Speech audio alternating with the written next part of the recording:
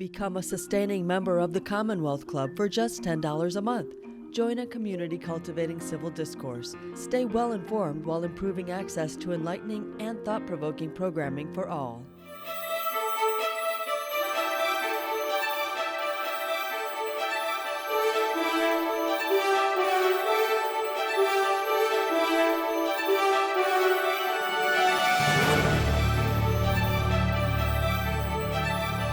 Welcome to the Michelle Meow Show at the Commonwealth Club of California. I'm John Zipperer, the club's Vice President of Media and Editorial, and Michelle's co-host for this program. Now, we hope you are staying safe and are well wherever you are. We are eager to return to in-person programming, and you can keep an eye out for our reopening news. We look forward to seeing you in person again, when it is safe, at the Commonwealth Club's headquarters in San Francisco. Until that happens, we are doing all of our programming online. This is the latest in more than 450 online programs the club has produced since the beginning of this pandemic. You can find all of our upcoming programs, as well as audio and video from our past programs at commonwealthclub.org. Now, if you're watching us live on YouTube, use the chat box to submit questions for our special guest today. And now, let me introduce Michelle Meow, the producer and the host of The Michelle Meow Show, and a member of the Commonwealth Club's Board of Governors. Good to see you again, Michelle. Great to see you, John, and I can't wait for the day in which I can see you in person. Still distancing, though, but I can't guarantee I won't give you a great big hug. Thank you all for joining us. We have a great program for you. We will discuss anti-Asian racism in Hollywood and the mainstreaming of it. What does that actually mean? So our guest today is Bee Vong, who's the son of immigrants. He's a Hmong American actor and activist and starred as Tao Vong Lor in Clint Eastwood's 2008 film Gran Torino. He's appeared in Modern Family and Co-Misery. He has performed in independent films and on stage at Brown University, where he received a 2016 liberal arts degree in international politics, media, and cultural studies. Bee has worked at MSNBC with the Rachel Maddow, and also at The Economist and a research institute at Columbia University. After several years working as a print journalist, a nonfiction writer, and a policy researcher, he has moved to somewhere in California to devote himself to acting, filmmaking, and other creative pursuits. Bee, welcome to the show. Thank you so much for being with us this afternoon. Thank you for having me.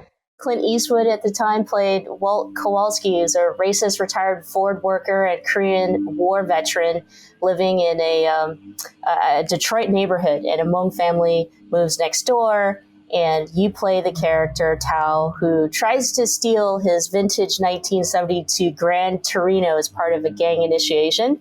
So we'll start there, but let's talk about landing the role as Tao. How did you get it? Well, I was a 15-year-old living in the Twin Cities area of Minnesota. At the time, there were a lot of ethnic newspapers. As you can imagine, there were several dedicated specifically to the Hmong American community in the Twin Cities metro area. One was Hmong Times, the other was Hmong Today, and several others that were also Asian American specific. But I guess there might have been some initial process of outreach to these publications and to a lot of the interlocutors in the community here. But not just here, also in California, here, and in Michigan.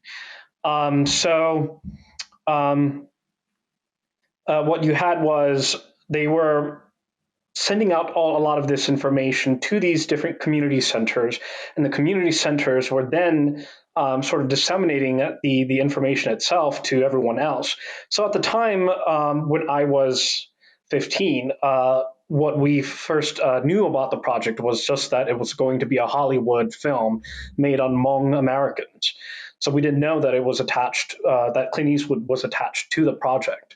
But it was very mysterious, and it just generated a lot of attention and a lot of excitement and energy. And then within a couple of months, it was made known that it was going to be a Clint Eastwood film, and that Clint Eastwood was going to be in it. And then they gave an actual summary and synopsis. So I was 15-year-old me, wanting to go into medicine because I was a starry-eyed youth who thought that I could change the world through medicine. That medicine was the agent of change. So that was sort of the direction that I was going in. Having come from a working class background with both parents who are refugees themselves from the secret war in Laos, Hmong Americans themselves now.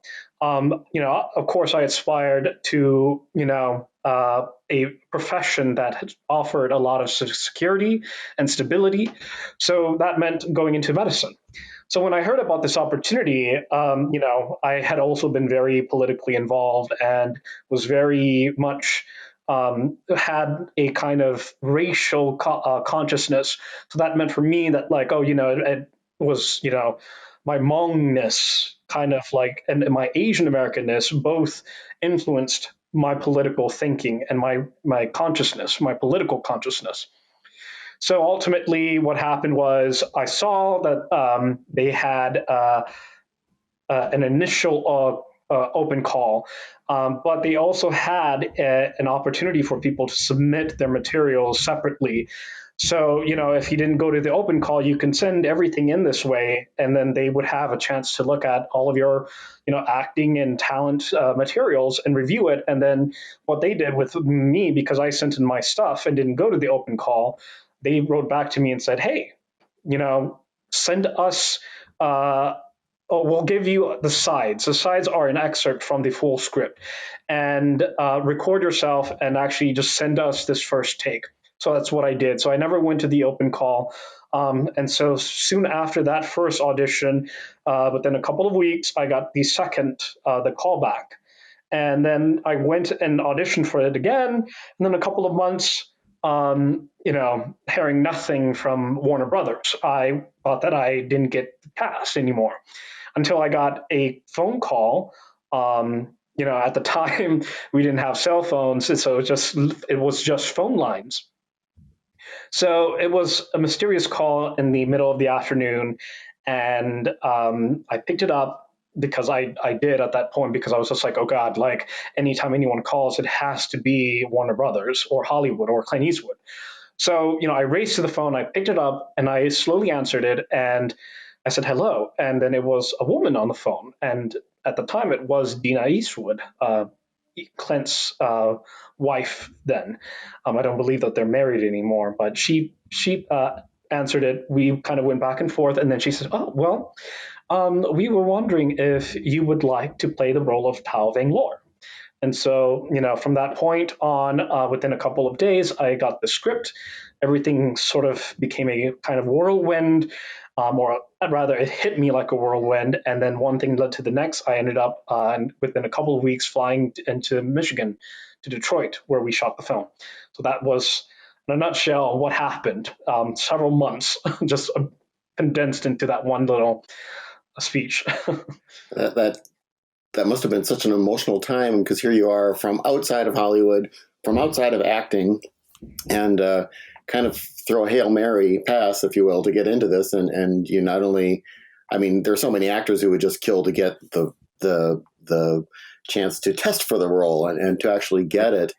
And it's interesting. So I want to ask, because Hollywood, of course, is famous for hiring anyone vaguely Asian looking to play whatever Asian role they might have. Were they specifically looking for a Hmong actor? Were there other actors, did you later learn there were other actors who were among finalists who were not Hmong? How important to them was it that the actor playing this role is Hmong? Well, I think at the time, when Warner Brothers was casting for Gran Torino, they definitely wanted a Hmong person. I think that much I knew, and I think that there was an attempt to cast other non-Hmong Asian American actors. But I think that there was some kind of push, some kind of groundswell, and it might have been a grassroots effort to really get Hollywood to cast a Hmong person for these, or Hmong people for these Hmong roles. So I think that, without the kind of mobilization that happened at that time, it would have likely gone to a non-Hmong Asian American person. What was the behind the scenes like? I mean, I'm trying to put myself in your shoes at 15 years old and never having stepped foot on a set in that way, and with this big actor. What was it like? Like, how were you treated, and what were the experiences? Well, I was a 15-year-old. Someone from my background doesn't grow up ever thinking that they will ever end up in a Hollywood feature film with a Hollywood icon. It's just, something that I never dreamt about. It's not an opportunity that I ever thought would be something that I get to experience in my lifetime. It was very exciting. I think that when I realized that they were casting specifically for Hmong Americans for these Hmong roles, I felt empowered. I felt that I had a chance to bring myself and my body to experience as a Hmong person and as an Asian American person to the role, and to give oxygen to the character, and to give my truth as a Hmong person to this character. So, I went in feeling very empowered, feeling very, you know, starry eyed, as I mentioned earlier, but also like just very excited at the prospect of being able to contribute to this project. And, as someone who didn't act before, I felt that, I could really use this opportunity to also, add a different layer that someone else who isn't Hmong would be able to do. And so in some bits and parts of the film, I dropped in a few Hmong words, and then I also slipped in a couple of personal names here and there, referencing a teacher of mine. So, I was able to do a lot of these things, but I still also realized that, I was just an actor. And because I was just an actor, I think I had to realize the really strict and sometimes rigid hierarchy of production and of Hollywood film productions. And so that at times was also a reminder of where I stood in relation to, the cast and the crew, everyone else.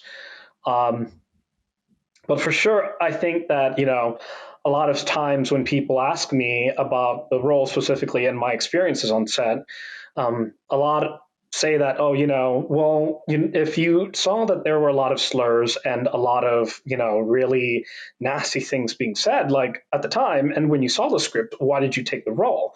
So for me, I was a 15-year-old and I was on a set. So everything felt very artificial. It was an artifice. There were lights everywhere, cameras everywhere. So it was really hard to feel like this was, real. But of course, that's the whole craft of acting, right? Is that you have to convince everyone that what you're experiencing on set is real. But because of that, I think I kind of separated myself from all of the slurs and everything, because I had to convince myself that, oh, this is not a reflection of social reality.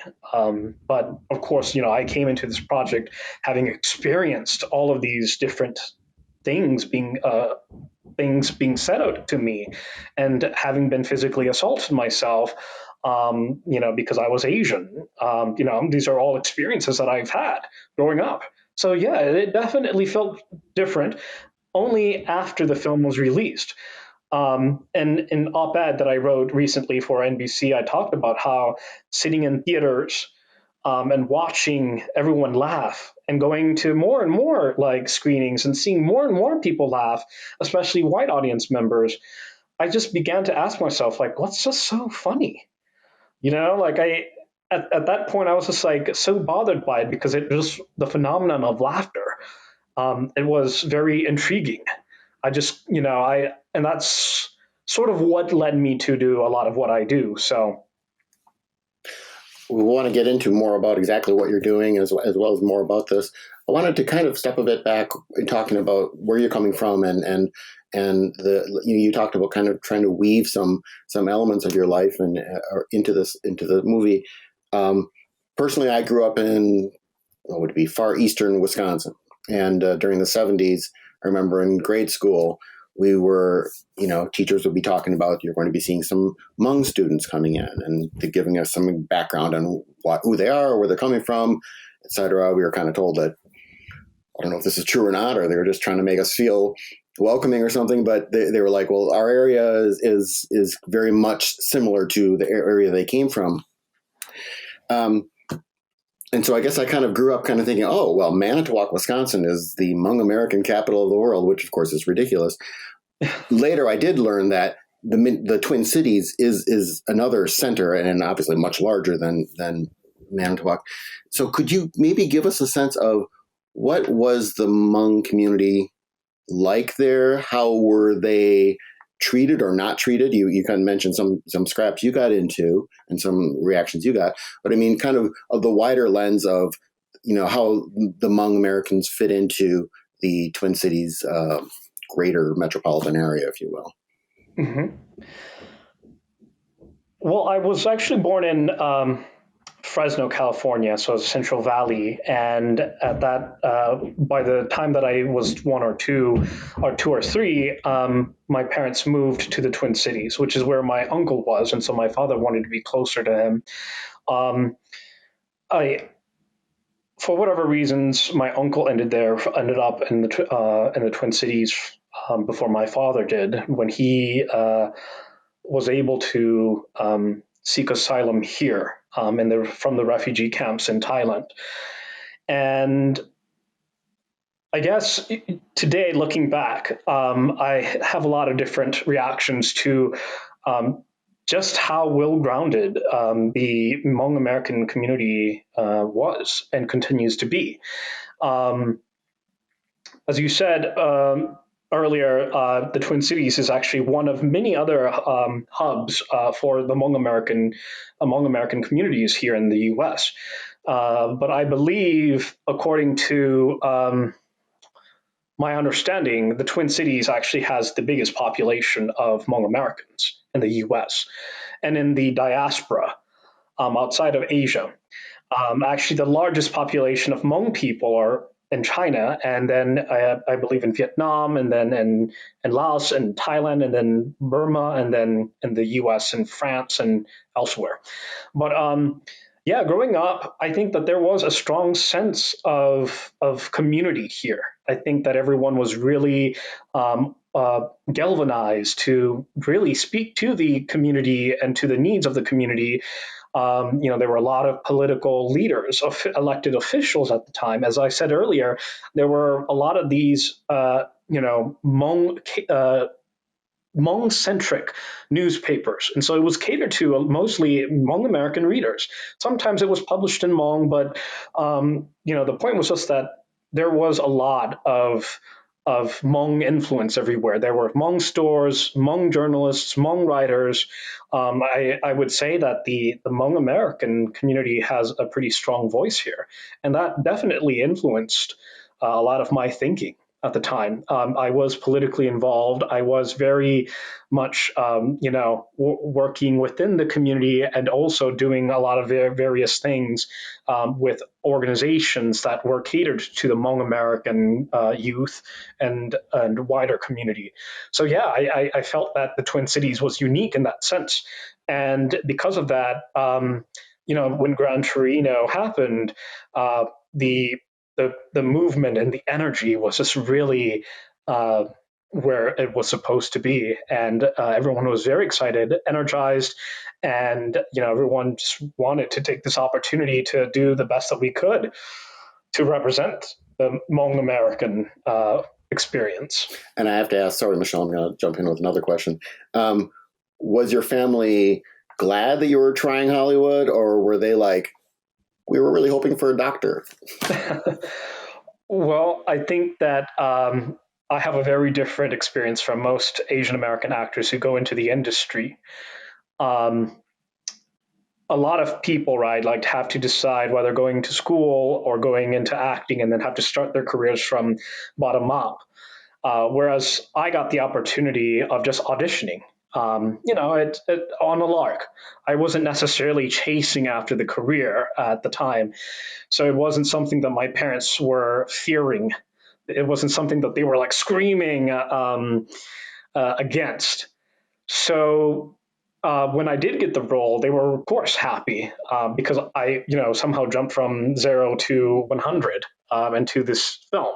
So because of that, I think that they never really had any objections to my going into acting. And because I had my foot in the door because of Gran Torino, I think it's easier, and it's easier for both of my parents to reconcile with the fact that they're not going to have me as a doctor. I want to go back to the film, and I guess what we can point out is what's considered problematic. I mean, the first time that I got called a gook, it was scary. At the same time, I didn't really know what the word meant. But then when people started saying it more and more and more and also with go back to your country, that's when I realized that, oh, okay, I don't think they want me here. I don't think the word gook is a good thing. But watching the film when I was a teenager, I was excited to see Southeast Asians or Hmong people of all Asians on screen with this big old actor. And Clint Eastwood actually is a very big actor in the Asian community, especially Asian men, because, cowboy war movies, I don't know. But anyway, so seeing it in the movie again, it led me to ask this question, like, who wrote the movie? Why are they throwing out these racial slurs like so liberally? Like it almost takes away from the character itself. I get that Clint Eastwood plays a racist guy, but do racist people actually say these racist things every other sentence? I don't know. So I found out who the screenwriter is, this guy named Nick Schenk, who at the time was considered a rookie. He had never really sold a script before, but he worked at a factory with other Hmong Americans and heard their war stories and then wanted to write a movie about Hmong Americans.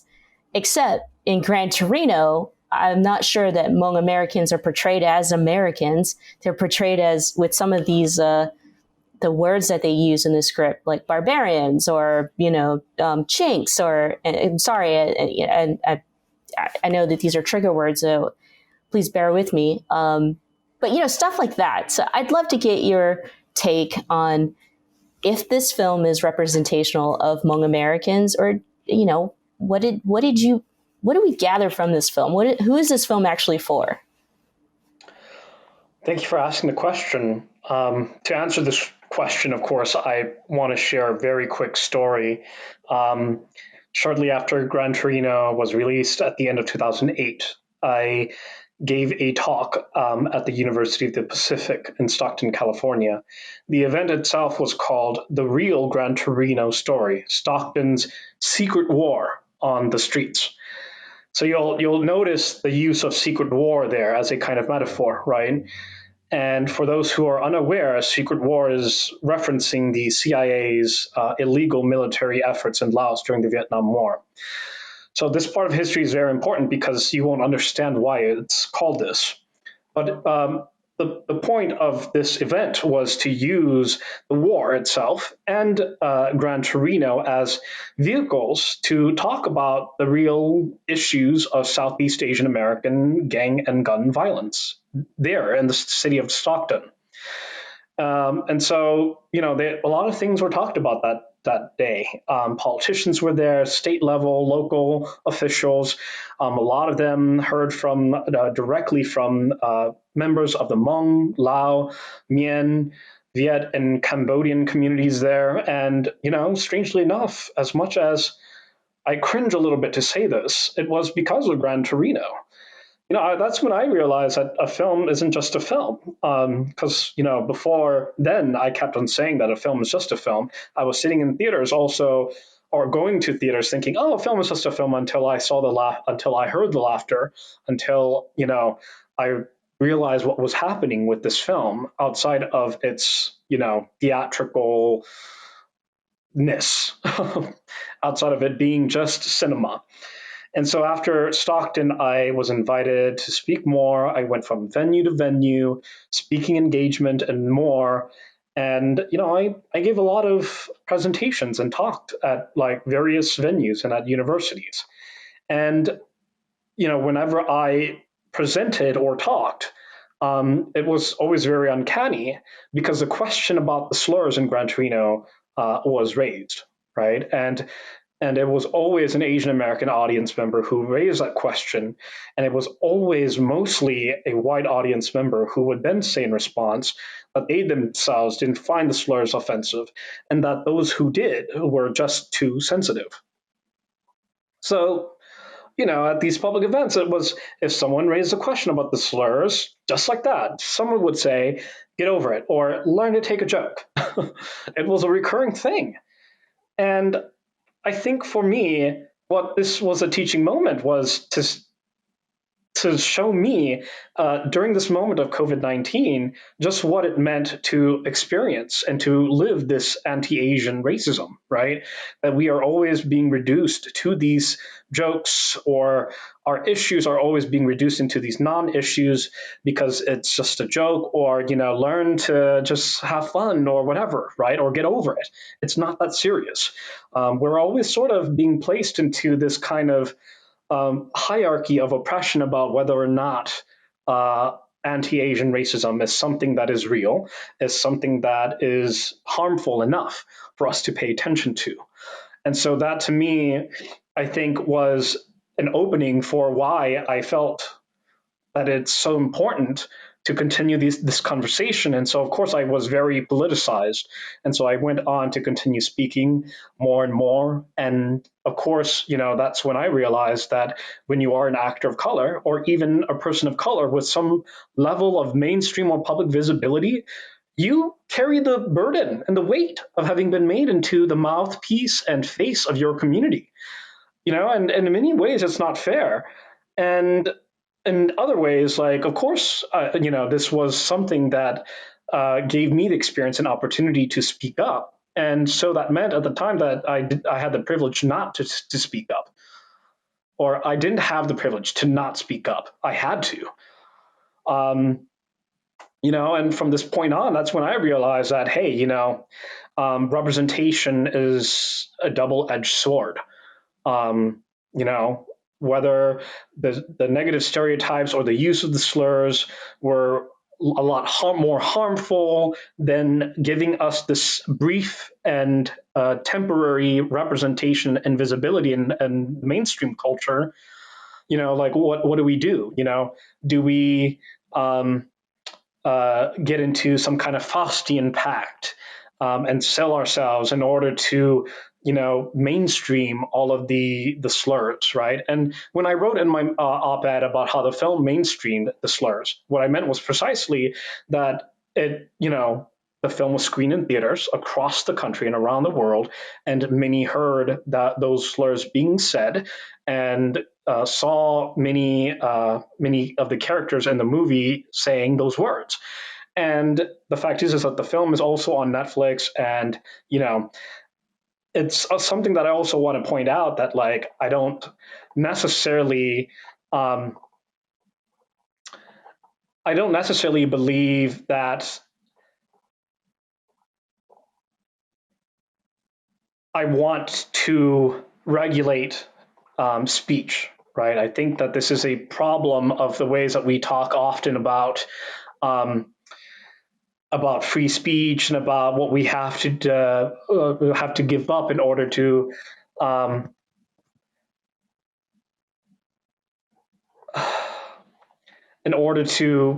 do the things that we need to do, right? And all the laughter and the belittling through the so-called harmless jokes, right? That was done under the guise of free speech too. And of course, as I said earlier, it was indicative of the racism that many turned a blind eye to.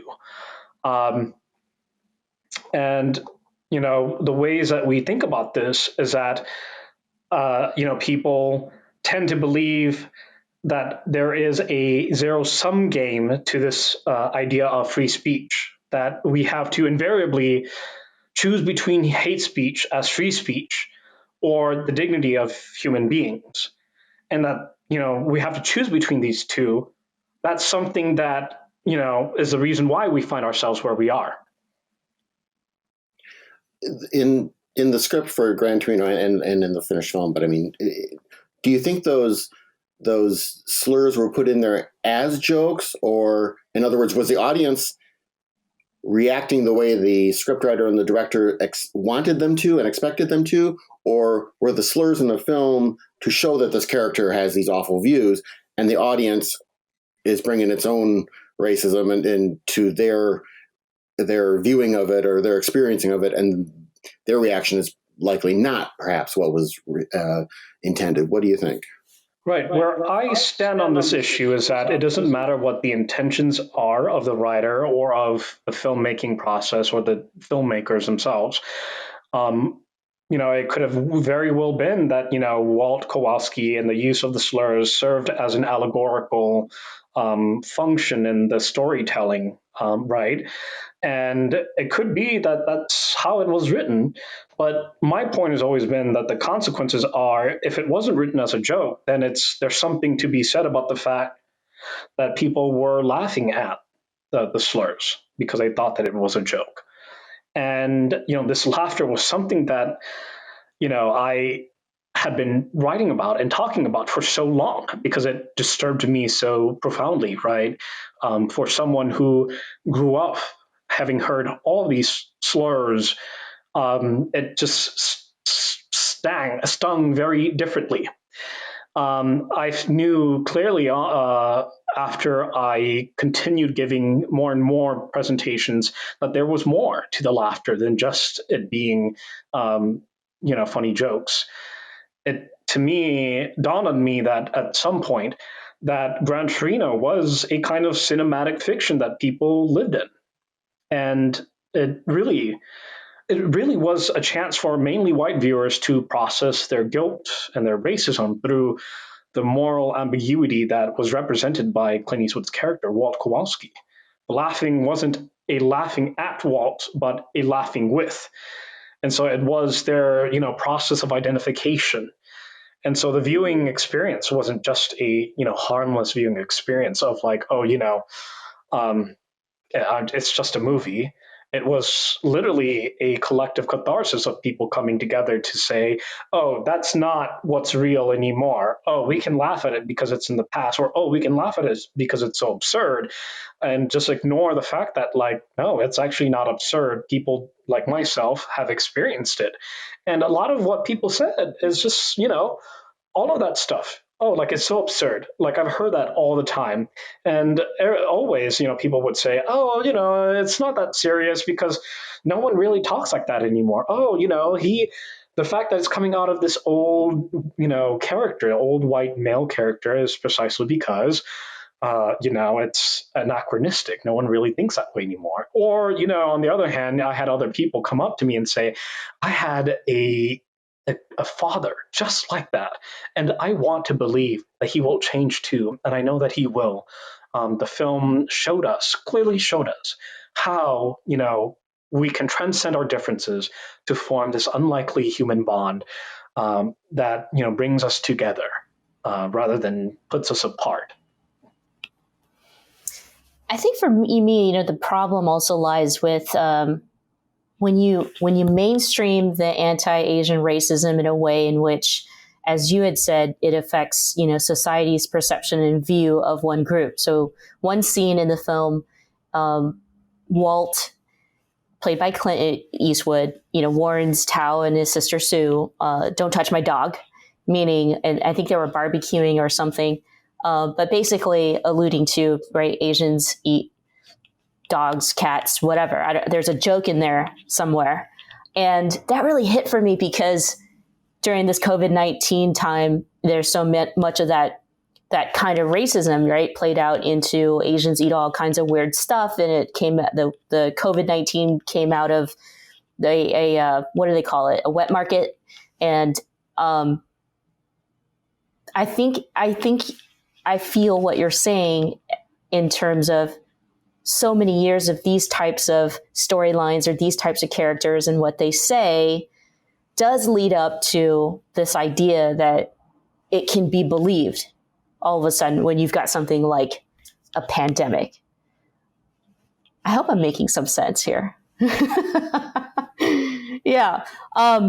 So to add to that, in a lot of American-made films, and when they're telling stories of POC communities or people of color communities or marginalized communities, there is a hero, right? And the hero is usually a white person or the white savior.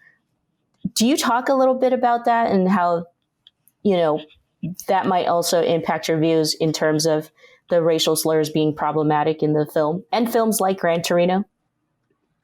Yes. At the time of my speaking up, you have to realize that it was back in 2008. A lot of the terms that we use now weren't a part of the political lexicon of the time, or even of the cultural lexicon of the time. The cultural criticism of that time was really, as I learned, pushing back against multicultural ideology. A lot of what I experienced was people saying racism does not exist anymore. Why do you keep talking about race? Why do you keep talking about racism? And that was what I faced. That was a lot of what I saw. And so, of course, many years later, when the term white savior or that trope became a thing, it was clearly something that I could connect back to the film. And, funnily enough, actually, I believe that there is a video on YouTube somewhere. I don't remember which publication it might have been or the media organization it was, but they included, they were talking about the white male savior trope, and they included Gran Torino in it. And so, of course, that was funny to watch, because I was like, wow, a lot of what I've been saying is now finally being vindicated. Because, as I learned, the process of identification from so many of the people that I met at my meetings and my talks, that clearly it was about them living through that character. And that, the Hmong characters, the Hmong American characters, just being there as aesthetic props, right? As a foil to this narrative, this much more deeply unraveled narrative of white saviorness and of white guilt. We were just the foil. We served merely as the tools for Walt to reach the point of his own reconciliation with his past and with his trauma, as the the silent, strong trope of Hollywood filmmaking. So yeah, I think that that's kind of what it is. And I guess something else I wanted to talk about is just really what. To go back to your point about the slurs being so repetitive, right? And that everything was hearkening back to all of these very negative stereotypes of, Asian people eating dogs or whatever, as much as we were, and the story conveyed as being Hmong and as having come from Vietnam, none of that really mattered, right? None of it really mattered that we were culturally and linguistically different from other Asian Americans.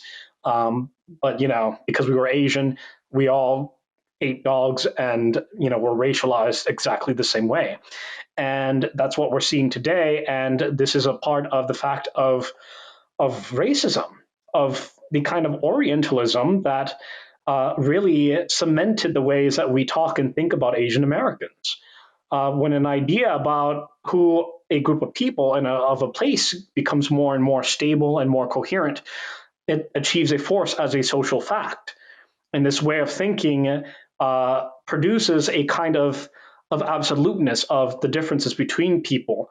And it gets reaffirmed over time through a kind of semiotic chain and extends into present day pop culture and jokes and memes.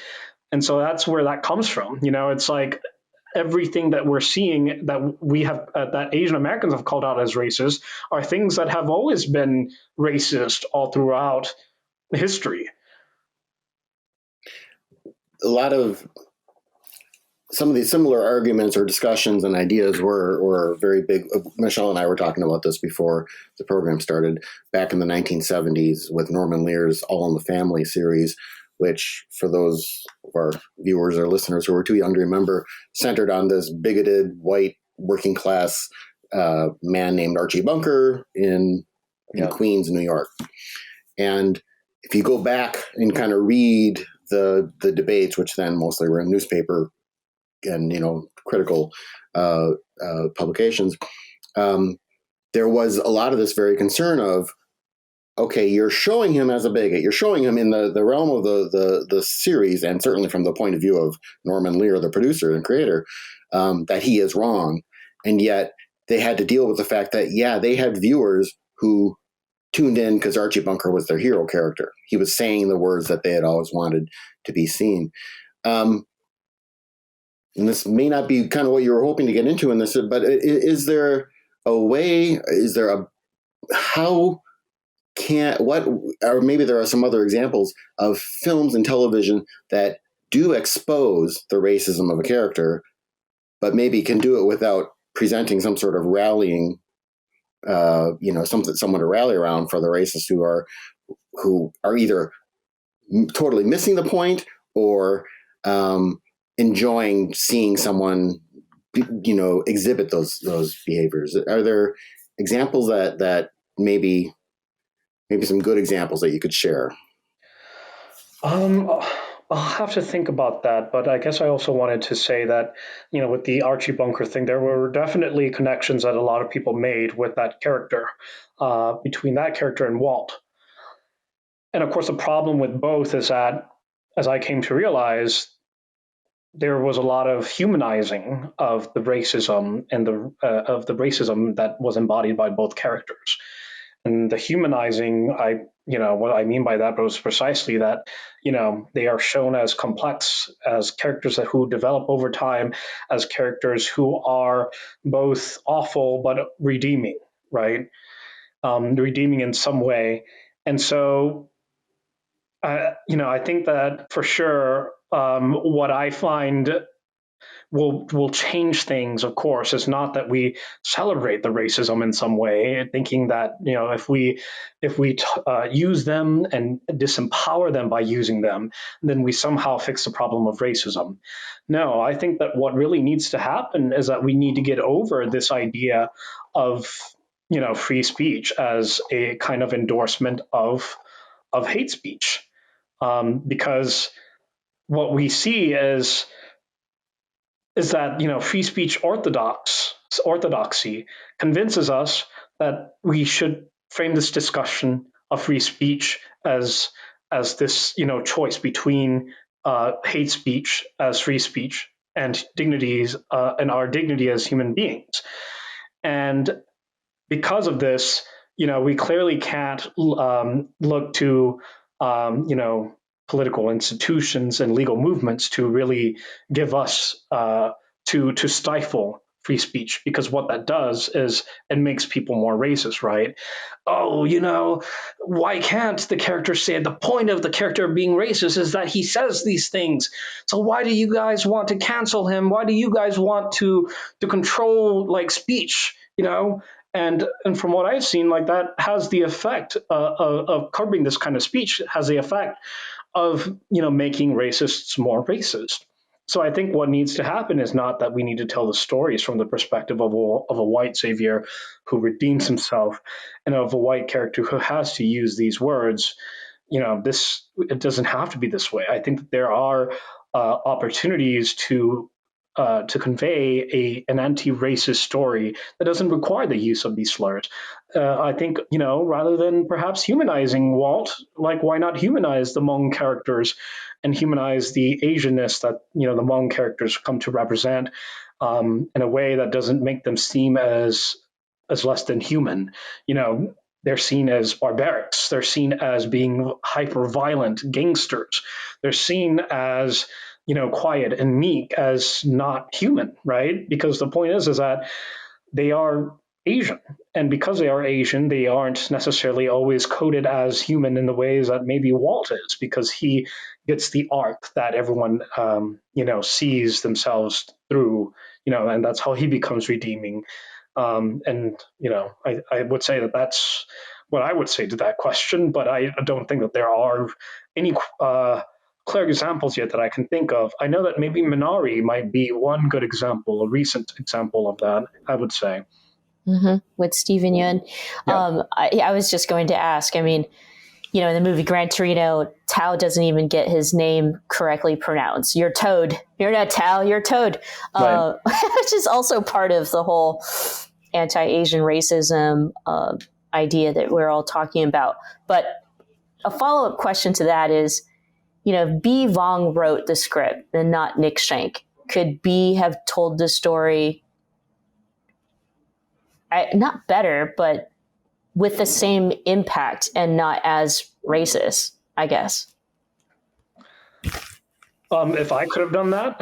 Well, I mean, like if it wasn't a Nick Schenk, it wasn't a white guy who, met a bunch of Hmong Americans at a factory shop that he was working at and wanted to make a film about Hmong Americans, that it was actually a Hmong American who wrote the script or co-wrote it with somebody else. Could it have been told, the word is better. Could it have been less racist and still get the point across?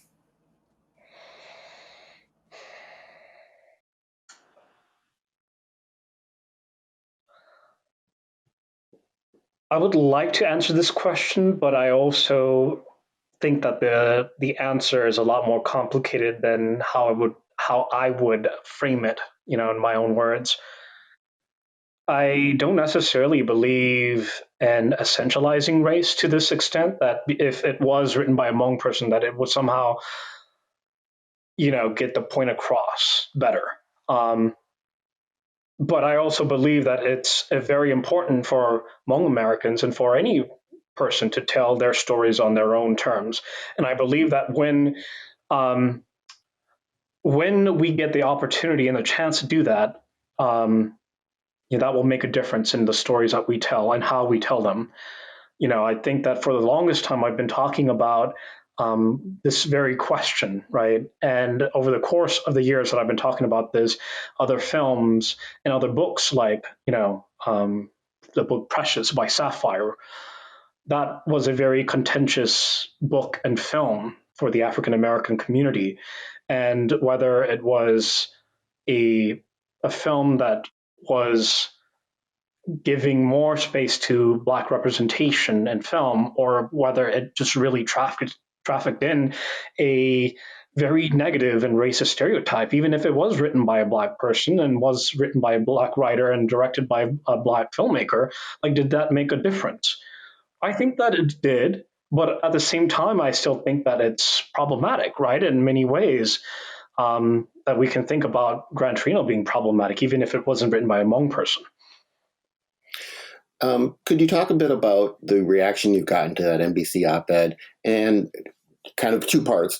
In general, what have you been hearing back, positive and negative? And second part, has Clint Eastwood or any other people involved in creating that film either directly or indirectly responded to you?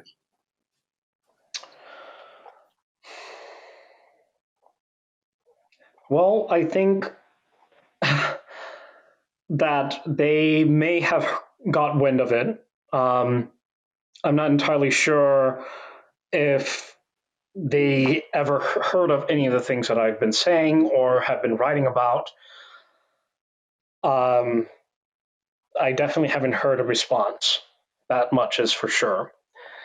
But to answer the first part of your question, a lot of people, the way that they've been responding is to say that I am canceling Clint Eastwood and, canceling Walt Kowalski, and that I am jumping on the bandwagon of cancel culture, and that I was a part of the problem of, the social justice wave of people washing over this country and, being a bunch of snowflakes.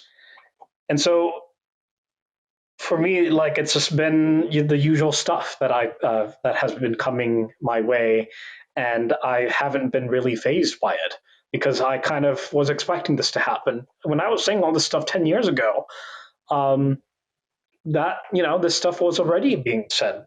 As I said earlier, people would say you're just too sensitive. I was raising a lot of these questions back then in 2008, 9, 10. 11, and that was already what people were saying, so it wasn't something that surprised me. Let's spend the last few minutes together talking about the advocacy work that you're doing now, and you're doing a lot. You're talking about a lot of issues and things, and so tell us more. Yeah, I would love to. I would say that I wanted to start off by just by prefacing that I made the transition professionally to get back into acting because of all the advocacy work that I did, and it was through the intellectual work that I did, speaking up about all of these issues of representation, of visibility, of history, and of everything else that we've talked about today, that led me to see the potential and the potentiality of storytelling. And that was what really empowered me to want to get back into acting and really, galvanized me to get back into acting. And so, part of this meant that I went on a journey after Brown. I also, did a lot of uh, studying as well as stage performances in, theater. And so while at Brown and before Brown, I was taking courses all the time, obviously learning my craft.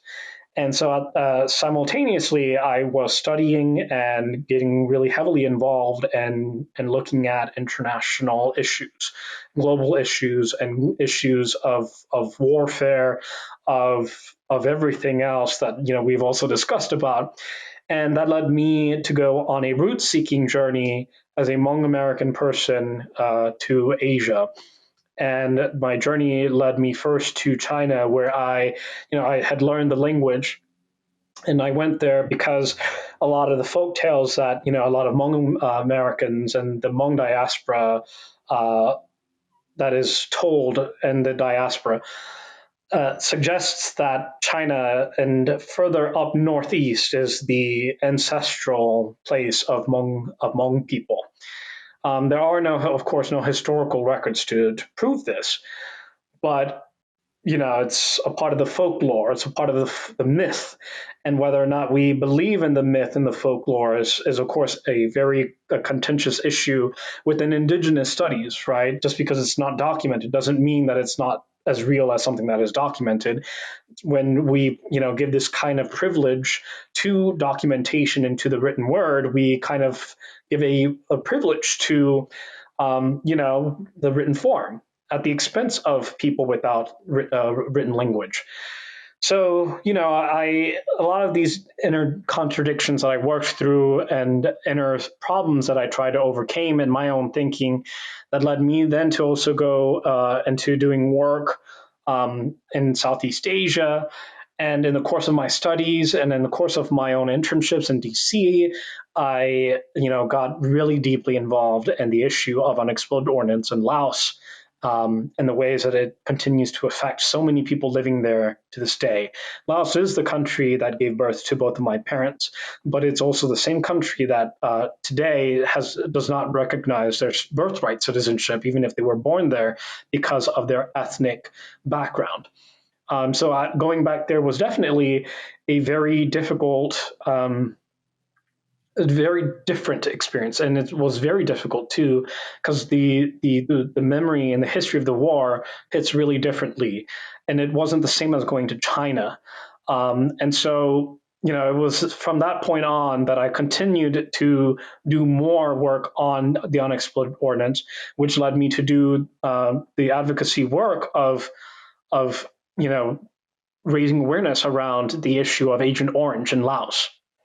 And that issue is even less known because the international focus, is so predicated on this issue of the unexploded ordnances. And what I learned was that during the Vietnam War, the U.S. conducted this counterinsurgency program called Operation Wrench Hand. And it was a defoliation program meant to destroy the forests and the croplands of Southeast Asia in order to clear the surface to better interrupt insurgents and their efforts below the jungle canopy. So this was what they were using this specifically was to target the Ho Chi Minh Trail, which provided the cover of the forests to the Vietnamese independence movement. And so, it was used specifically to destroy crops, to destroy the land, and to destroy the forests. And to this day, 20 million gallons of those herbicides are still filled in Laos and Vietnam and in Cambodia. And so for me, raising awareness about this, giving it visibility, that's what really empowered me and politicized me to want to continue to find a kind of position between being an actor and being an artist and being an activist and advocate. And it's what really gave me the push to want to get back into storytelling, to want to get back into telling my people's history, of giving voice and giving oxygen to the potential of our stories.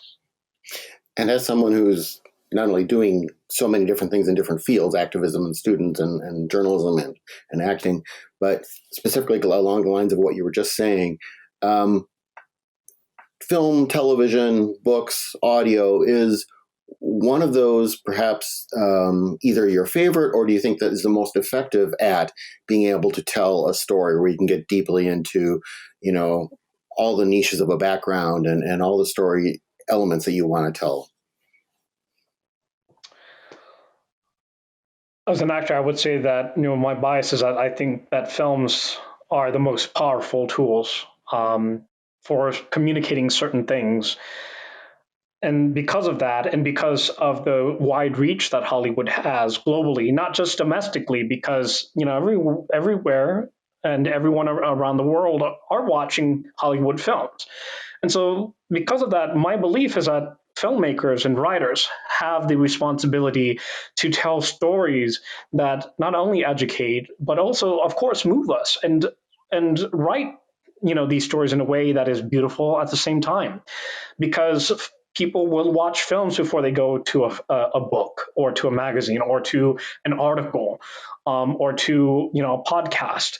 People will always watch a film, and the film will be the first thing that gives them their first brush with whatever the film is dealing with, right? With Gran Torino, a lot of people that I met thought, oh, Hmong people must be dealing with a lot of issues, huh? Or, oh, this is who the Hmong people are. And of course, the problem is that, the learning stops after, the viewing ends, and it shouldn't. But, that's why I say that the responsibility is on both audience and viewers, as well as the writers and the filmmakers, to really engage people with the real world. And it should get people to go and read and study and learn more and to do more to make the world into a better place. Last question for you. Mm-hmm. Who in Hollywood are you dying to work with? Well, I've always wanted to get into a Marvel film, so that would have been great. Currently... Wait. You can't pass that by. Who do you want to play on a Marvel film? Well, I wanted to do Shang-Chi, but, I think that Simu Liu was the perfect choice for that character. I really see him embodying that character perfectly. I don't know. I think I would have liked to have done something in Doctor Strange or maybe something in Shang-Chi. I would love to have played maybe a villain opposite the superhero. I don't know just quite yet, but I also don't know enough Marvel characters to be able to say which character specifically.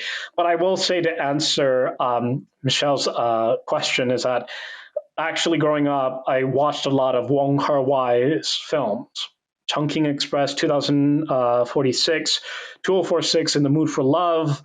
And so really the culmination of my career, if I get to work with Wong Kar-wai, I would be happy to retire after that, because he is actually the one person that I want to work with.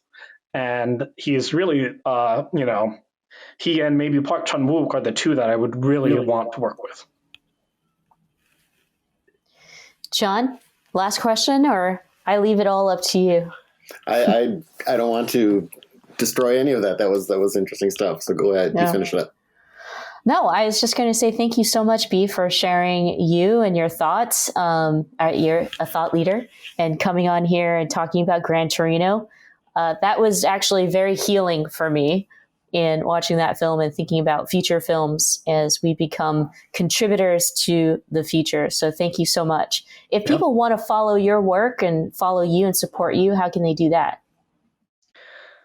Oh God, I really don't want to have to say it, but you can follow me on Instagram, Twitter, and Facebook. My handle is just bvang. I never Awesome. thought that I would say that in my lifetime, but I guess I have to now. Yeah, you do. Please follow B's work, and we look forward to seeing you on the big screen sometime soon. Thank you all for joining us this afternoon for this important conversation. And now I turn it back to John to end the program. Well, my thanks again to Bivang and, of course, to Michelle for another good program.